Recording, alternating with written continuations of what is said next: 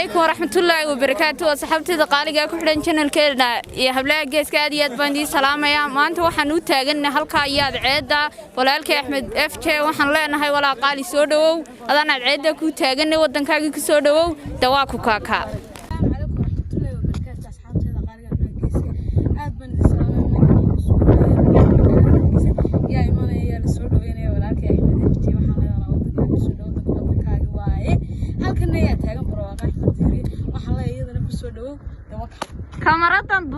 بسم الله الرحمن الرحيم السلام عليكم ورحمة الله تعالى وبركاته انت هلكن naga daawanaysa iyo inta ka soo qayb gashay wiilasha iyo waxaan ku hablaha bale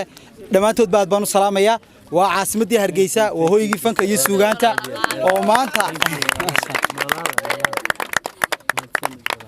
oo maanta si mug iyo miisaan loogu soo dhaweeyay looguna soo kacay walaalkeen Axmed FJ oo ka yimid Cariga iyo Malaysia safar dheerna soo galay kulay nabki badanna waan sitayo waxaas la haduu ooyaad oo inta ka tirtid ma garanaysa waayo nin soo xiisay mid labaadna kafta baan u raacinaya waana soo dhaweynaya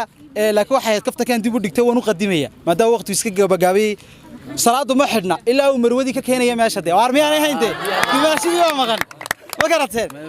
waxaan leeyahay walaal Axmed welcome ku soo dhawow jilayaashii youtuberadii waxaan ku kamarmaaradii editoradii waxa ku yiri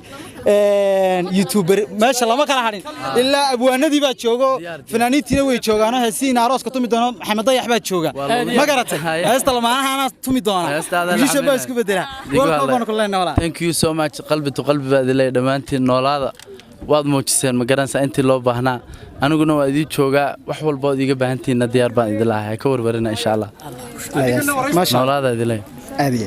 aad baan ugu faraxsanay inuu walaalkay qaali Axmed FJ uu maanta ku soo dhawaado magaaladiisii waxaan ku leeyahay walaal qaali ku soo dhawow Hargeysa waa sidoo kale ku soo dhawow channelkayga hablaha geeska waxaan leenahay insha Allah ku soo xiriir waxyaabo badan baad ka faa'iidi doontaan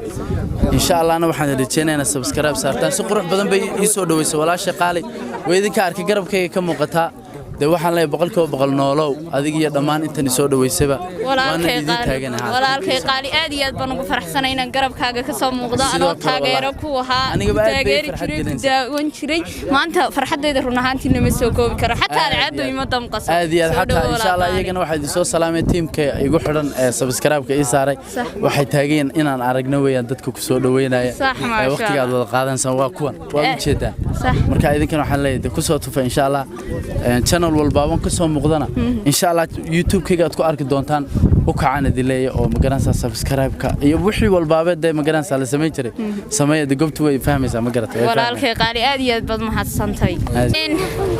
asxaabta qaaliga maanta wada arkasaan walaalkii baan soo dhaweynaa waxa halkan taagan walaalkay Cawil Bile oo ku jiray qaybta soo dhaweynta Cawil Bile maxaa leedahay hablaha asxaabta geeska wallahi horta waxaan leeyahay gaadhan dalbanaya hay soo gaar